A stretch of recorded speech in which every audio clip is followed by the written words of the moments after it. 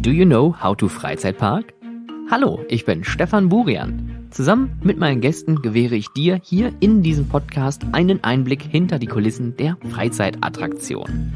In verschiedensten Attraktionen weltweit konnte ich mir in den letzten 15 Jahren eine großartige Expertise aufbauen, die ich aus den Bereichen Operations, HR und Entertainment mit euch teilen möchte. Möchtest du neben den hier zu hörenden Insights weitere Hilfestellungen? Mit meinem Amusement Business Support helfe ich deinem Team und dir, ein nachhaltiges Erlebnis für MitarbeiterInnen und Gäste zu schaffen. Mehr zu meinem Service erfährst du unter www.stefanburian.com oder direkt per Mail an contact@stefanburian.com. Bleibt auf dem neuesten Stand und abonniert diesen Podcast gerne auf Spotify und iTunes und folgt mir gerne auf Instagram @howtofreizeitpark, auf Twitter @howtofreizeit. Für weitere Informationen zum Podcast und den passenden Shownotes zu jeder Folge schaut auf der Podcast-Webseite vorbei www.howtofreizeitpark.de. Und nun viel Spaß mit der neuen Folge How to Freizeitpark, dem Business-Podcast für Freizeitschaffende.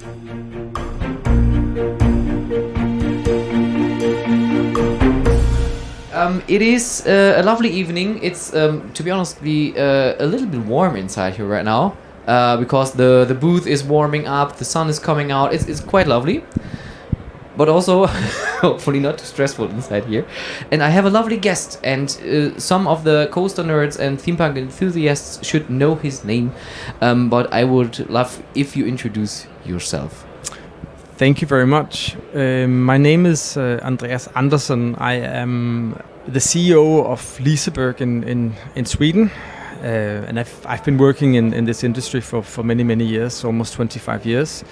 But I'm also a coaster enthusiast. I sort of came from that side, and this was the way I was introduced to my current career path, to say. What was your very first roller coaster? It was a small Sierra roller coaster at Tivoli. I think it had a drop of about 1.5 meter, and it was the best thing I ever did. I mean, it was so unbelievable, and I have a picture at home of me screaming and yelling because I was being pulled away from the ride when we had to go home, and it was not pretty. So I think that was the first ride I did. Yeah, and I believe most of you or most of the people inside the IAPA, inside this whole network, inside the industry, should know your name because you're doing. As Julian mentioned before, outside, just to let you know, Julian Omonski was outside just chatting with you about roller coasters and how inspirational your work is and what you have done, and where you have came from to where you are right now. It's quite impressive. But how did you get to the point where you are right now? Was it like you did the Zira roller coaster and I want to work with that? No, I think careers is very often. A lot about timing and luck and coincidence, but I think the advantage I've had, working in this industry is obviously the passion I have for everything we do, and I think that passion maybe that it comes across. I really enjoy our business. I really enjoy working with people. I enjoy having guests and creating memories and all the bullshit we tell each other. But that passion has also changed over the years. I think when I had my first job at Tivoli in Copenhagen as a company lawyer. My background is law,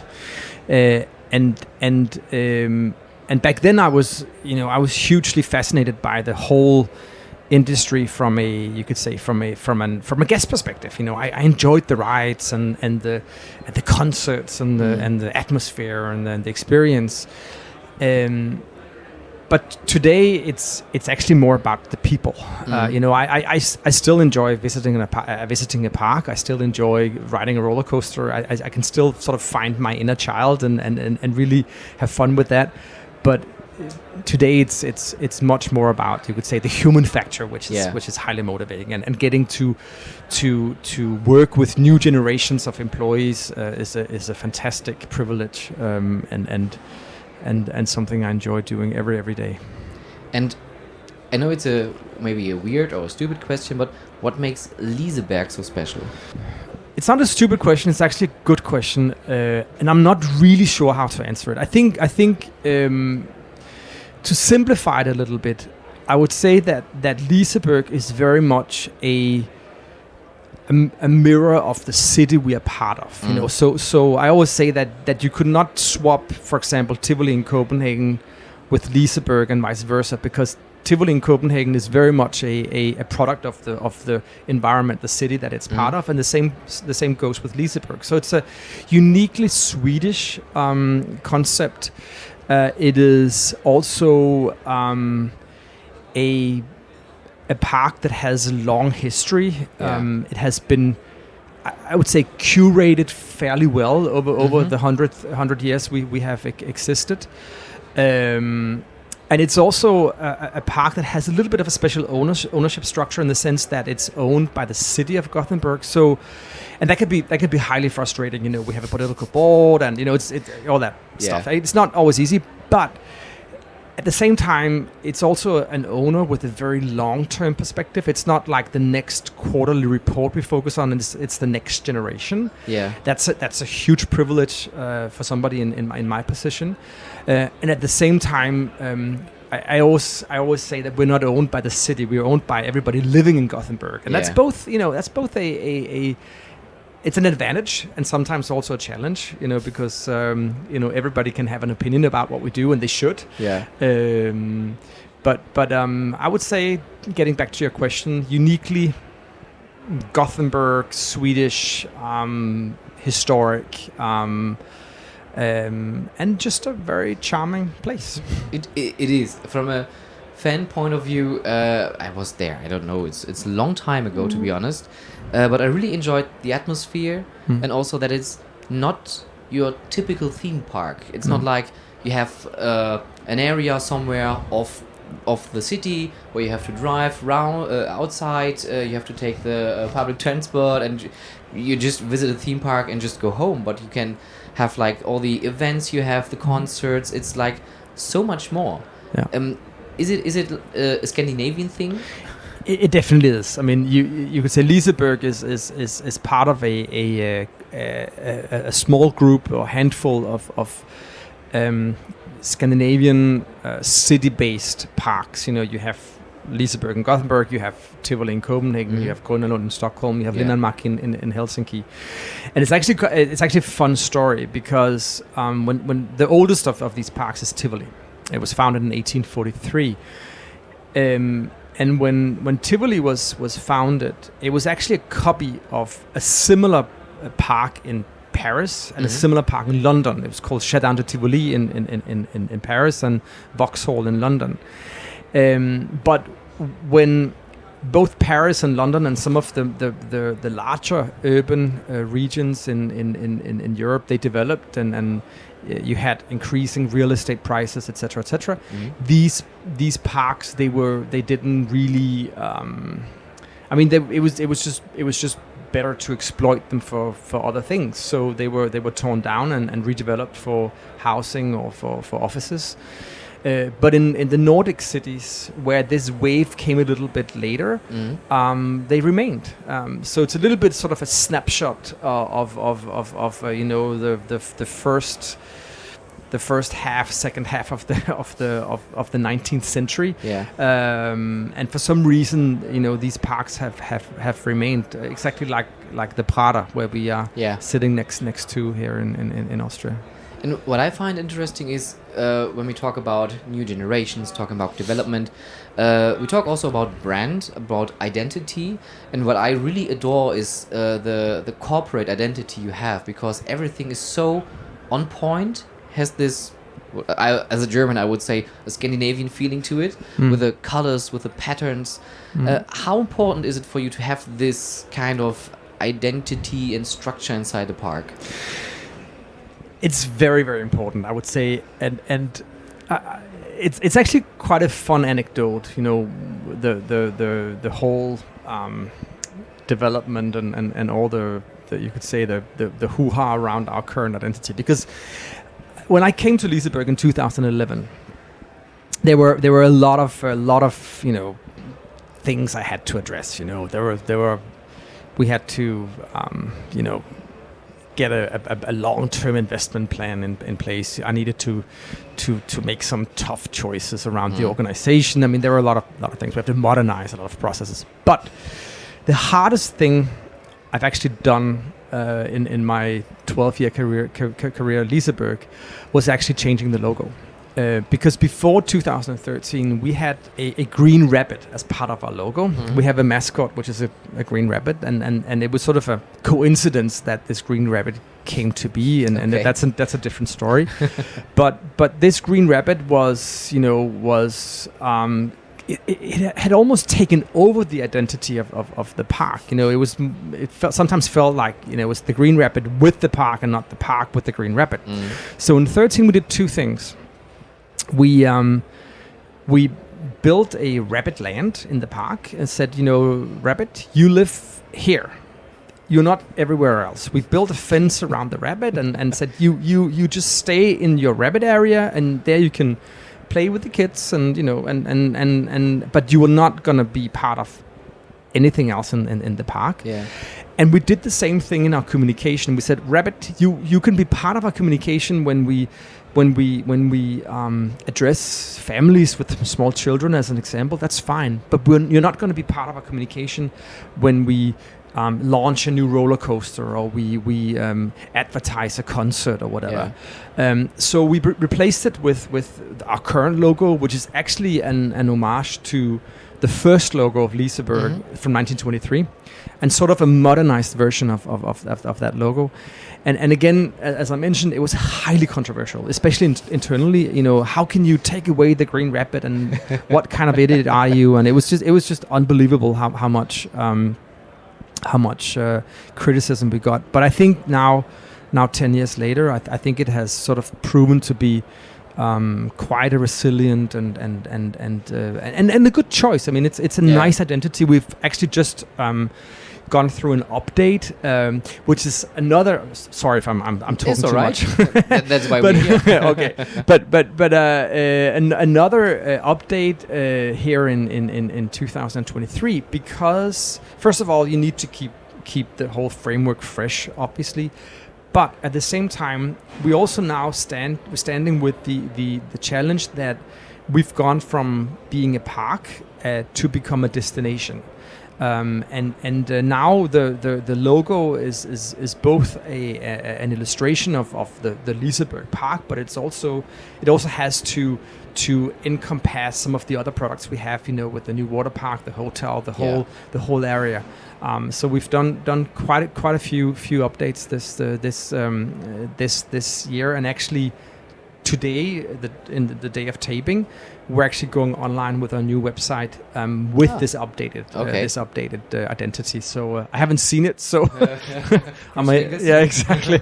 I may have to look later, but So it's. I thank you for noticing. I think it's a good. It's a good framework. It is, because when you look around, there are so many. Especially in corporations, when you look in like bigger corporations like Company des Alpes or Merlin Entertainments, they have big brands, but you see that they're trying to, of course, which is absolutely fair, make it fresh, make it modern, but sometimes, my opinion, they lose track of the whole historic thing. Where does it came from? How should it be? How can we move?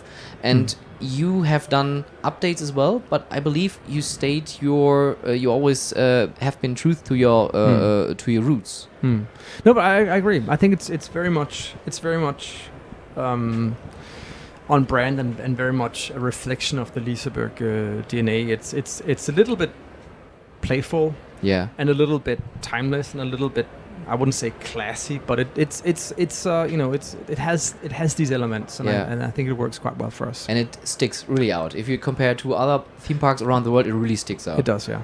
And you talked now marketing, you talked human factor, but you say you have a law background. Yeah. How important is it to be flexible in this business?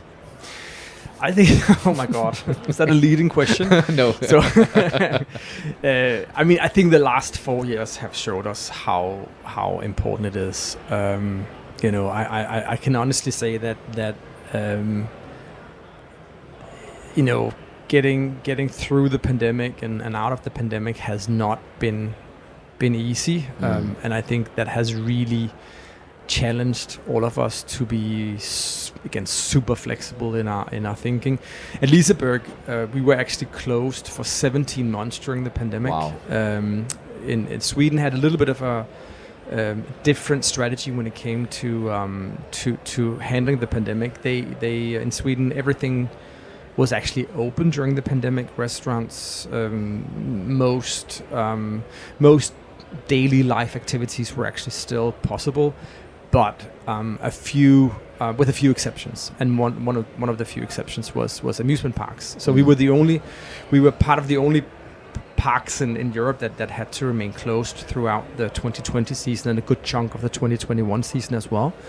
And obviously that was very, very challenging. And again, I feel like the last 4 years have really just been about, you know, rethinking and challenging your own assumptions and trying to, you know, you make one plan and then, you know, the second after or the day after you have to make another one, and so I think flexibility, but I think it's not just for our industry. I think it's for all of us, you know. Yeah. Whatever you work with, the world is moving at an accelerating speed, and I think we all have to be much more flexible in our thinking. Yes, the world never spun around so fast than right now. Exactly. Everything is happening at once. It feels like that. Yeah. You know, all the crisis and political stuff happening. But when you came out of the pandemic, did you do any changes, or did you had anything where you said it was quite good that we now had the chance to do ... Because what we had in Germany is, you know, when we talk about online ticketing in Germany, everybody goes like, online, nobody needs that, it doesn't matter. Now every park has online ticketing, which is great. Yeah. Had you asked me last year, I would say that the pandemic had a lot of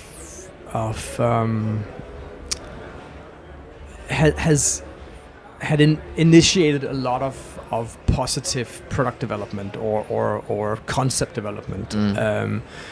You mentioned online ticketing, one of them. I mean, last year I think we sold, I don't know, 90% online or something. Wow. Yeah. But and I would say we also implemented a lot of changes last year. I mean, we started to work with the capacity restrictions in the park. We only sold a certain amount of tickets and wristbands. That worked very well for us last year. We changed opening hours and tweaked a lot of, like I could say, some of the things that it had been hard for us to change early on. We could use the pandemic as sort of an accelerator for that change.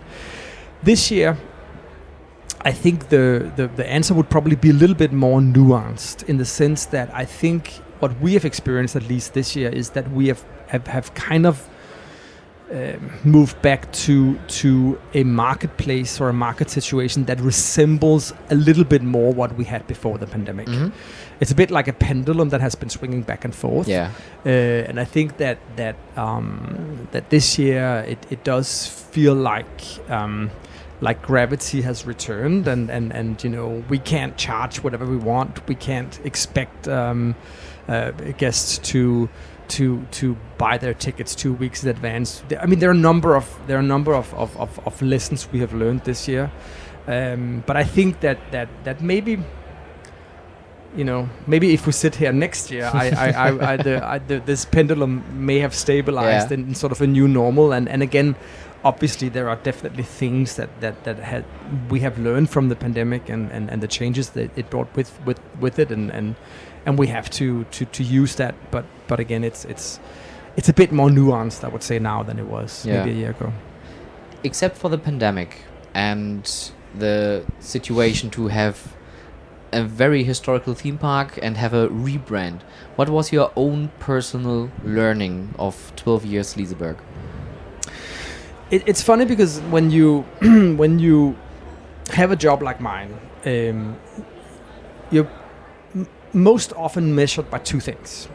You're most often measured by the financial results you create. You know, are you a good business person? And then you're measured by the things you build. You know, what physical changes did you bring to whatever facility? And I think we've done fairly well on the financial part, and we've done fairly well on you could say the investments we've made and the changes we've made to the physical experience or appearance of Liseberg. But I'm actually mostly proud of the organizational journey. That's the hard one. It's very hard to measure. It's very hard to... And that's the one that nobody talks about. Exactly. Yeah. Exactly. And I'm extremely proud of my team. I mean, and it is not my team. You know, I'm part of a team, but I feel I have the best colleagues in the world. We have a fantastic culture. It's obviously it's not perfect. I mean, there are things we have, as an employer can do much better, and we also have to always strive to do better. But I think it's you know, I'm very, very privileged to be part of this organization and be living in this culture every day. And that's, as you mentioned, it's very, very hard. It's very hard to measure. It's very hard to quantify. But I think the organizational, cultural journey we've been on for the last 12 years is probably the journey I'm most proud about. Yeah. So how big, when you talk about team, how big is your team you work directly with? So we are a fairly small organization. We are year round about 600. With the new hotel, we probably will be about 700 when the water park opens next year. When we are in at full steam at high season, we're probably about 3,500. Wow. And then again with the water park coming online, probably more around 4,000. So it's also a little bit like a harmonica. You know, it's it's an organization that stretches a lot. Yeah. But a fairly compact team, I would say. Yeah. Well, 3,000. Yeah, other parks would say like, "Whoa, that's way too much." Yeah. But of course, you have to make the experience work. You have to have your maintenance. You have to have cash desk, and especially when you go into longer stay destinations with the hotel, of course, you need to have the proper people for the proper job. Yeah, exactly. Yeah. But it's interesting because I think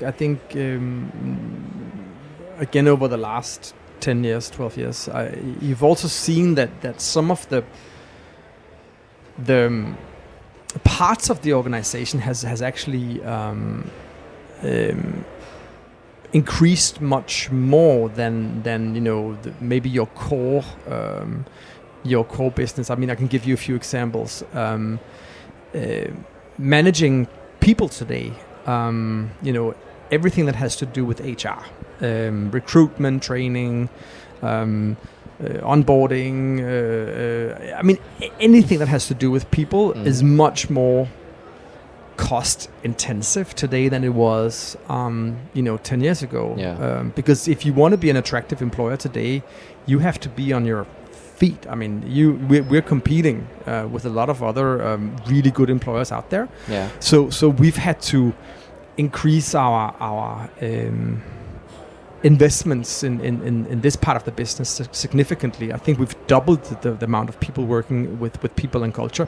Another example is anything that has to do with digital. 12 years ago, 12 years ago, I mean, it was there, and today it's a significant and very integrated part of our business. Mm-hmm. So it's also, it has also changed, I would say, over the years. Yeah.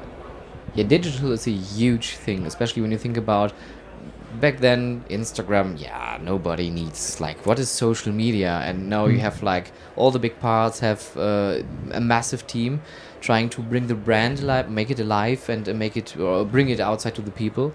But how, do you think it's still that important to be visible on social media, or would you say there's a change as well? I don't know. What do you think? I don't know, to be honest, because I sometimes think maybe I'm old now, and I think, okay, I don't know what the youth is now doing. Like TikTok, I have no idea what that is. I really can't use that. I don't understand it. Okay, me neither. That's good. I'm not alone. No. I mean, I know we have a person working almost full time on TikTok now. You know, and that's that is just unbelievable. What kind of reach some of the content they do has, but whether it converts to visits, I have no idea. I mean, that's the good question. But I as the world is sort of put together right now, I think social media is obviously a very integrated part of any marketing strategy, and it can. It can make or break a season, but whether it's going to be that way in 10 years' time, I don't know. I think social media is, for me, it's a little bit of an experiment in the sense that I think that in 10 years' time, I think we're probably going to regulate social media like we regulate online gambling and drugs today. It's I'm not sure it's always for the good, to be frank. But now I sound very old as well. OG. We talked about being inspiring other people. Where does your inspiration come from? I mean, you're a very passionate person, as you mentioned for yourself. I just saw it outside how you spoke about, talking about roller coasters and stuff. And you have the ability, and that's a huge compliment when you are on stage or speaking on huge crowds. You really bring them along on the journey that you feel what you feel, and that's very inspiring. But where does your inspiration come from? Is it just only your passion for the theme, or is it something else that you really pushes you forward each day? I think there are a couple of perspectives on it. I think when you work like I do in a company that is not part of a big group, we're not part of a corporate structure. Well, we are, but it's a different corporate structure. We're the only amusement park in the corporate structure that I belong to. Then there is a risk that you become quite isolated, that you can become a little bit inward looking, and there I think being at, for example, the expo we are at now is super important. It's sort of like a little bit a window, into the world outside, and that's important. When it comes to sort of the more personal inspiration, it's a bit more complicated, because I think I see part of my role as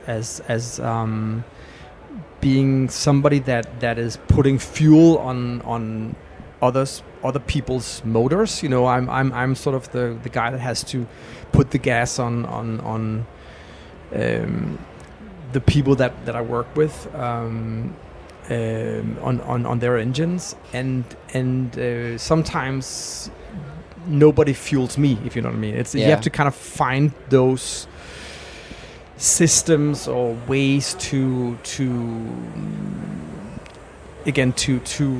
recharge or refuel in some ways. And I for me it's probably very much about well, I'm gonna tell you a secret. I really like being alone. And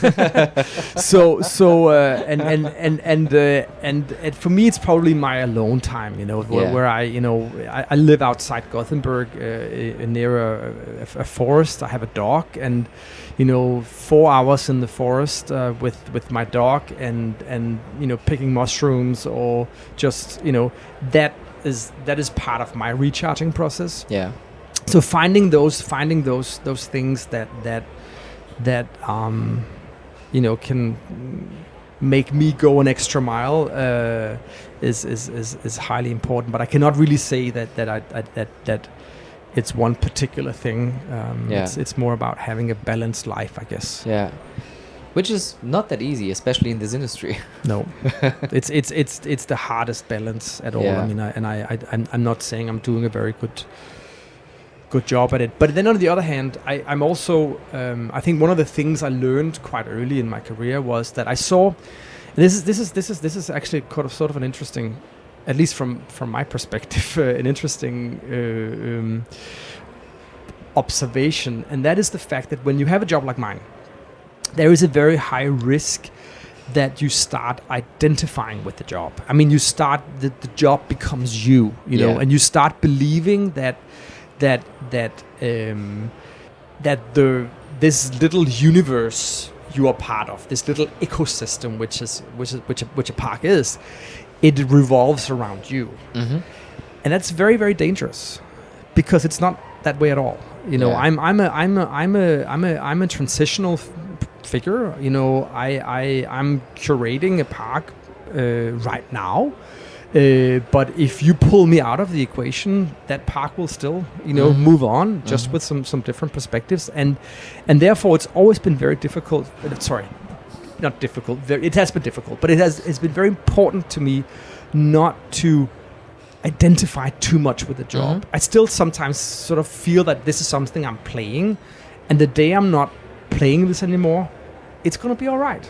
I don't want to stand there, at retirement age, feeling that somebody took away my identity because I'm no longer, running a park. Yeah. So I've done quite a good job at always sort of keeping the job a little bit out at arm's length, so that I don't sort of.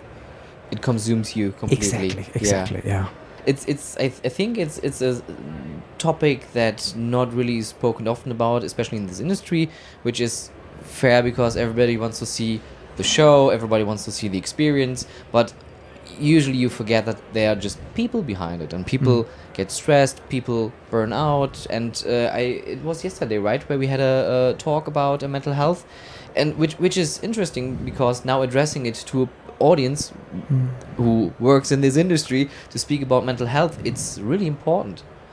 Yeah, it is, and I think it's something we all struggle with.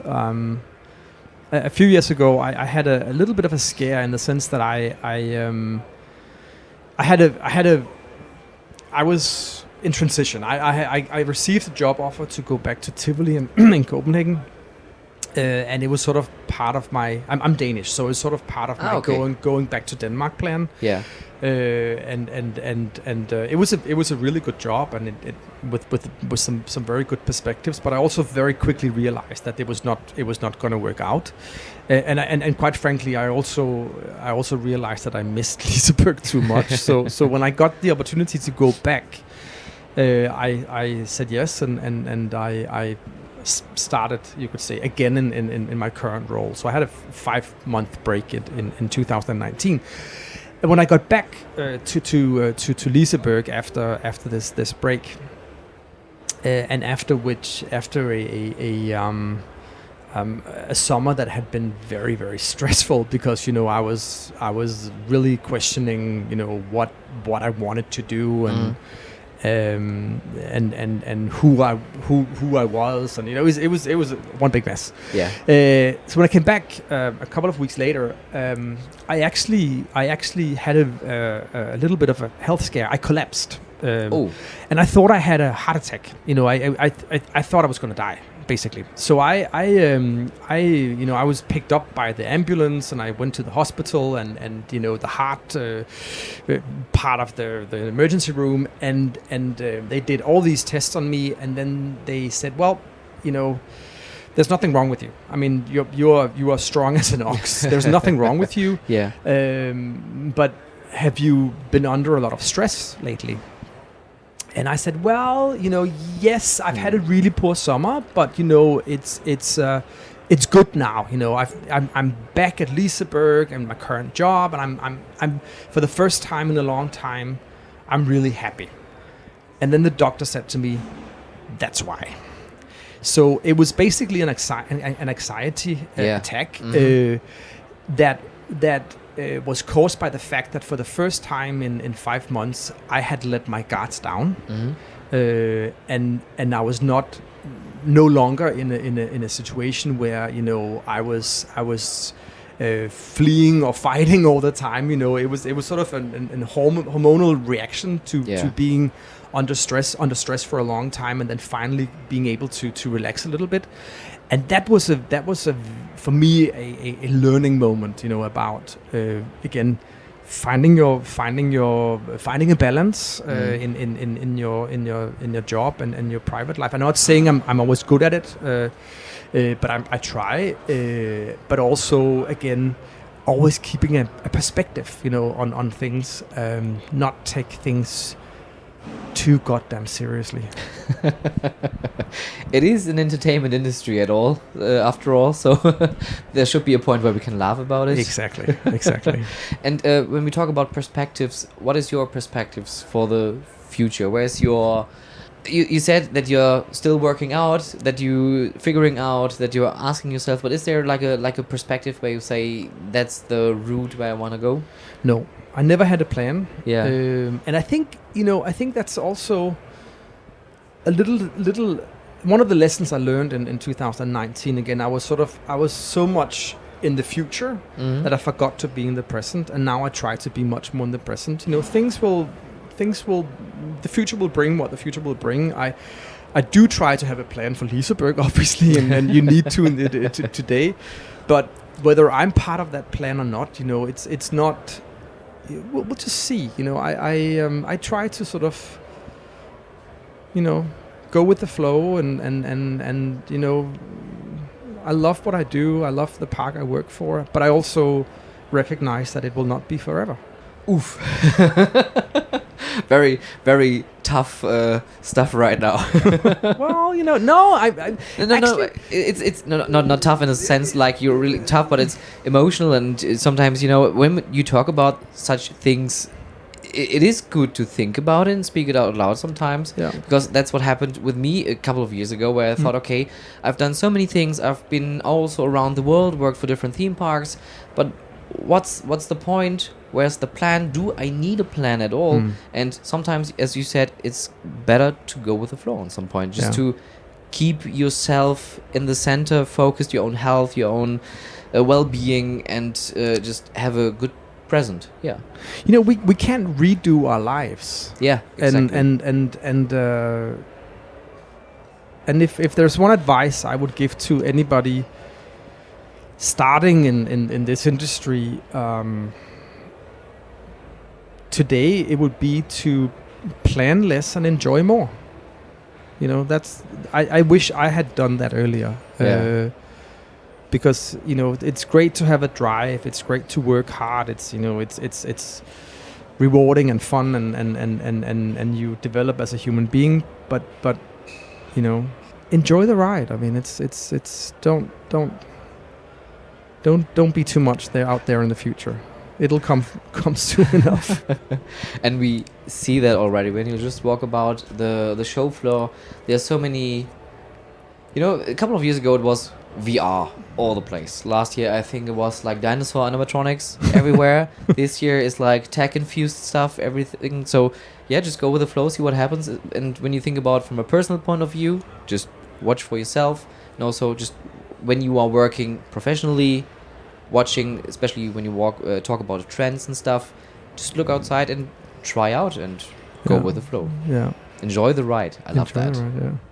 Andreas, thank you so much for your time. I really appreciate it. Very welcome. I hope you enjoyed it as well outside, listening. And of course, I don't have to say you should visit Liseberg. It's one of the greatest parks I've ever been. Thank you very much.